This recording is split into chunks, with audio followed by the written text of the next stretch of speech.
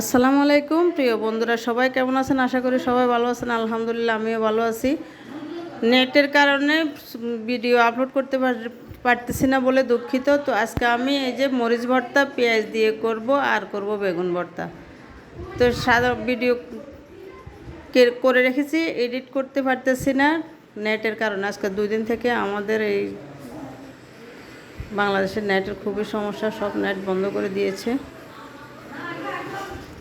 তো এই যে বেগুনটাকে আমি সিদ্ধ করে নিয়েছি, বেগুনটাকে পুড়ে নিয়েছি চুলার মধ্যে সরিষার তেল মেখে। এই যে দেখুন কি সুন্দর পুড়ে গেছে বেগুনটা। এখন বেগুনের চামড়াটা ছিলে এটাকে ভালো করে মথে নেব।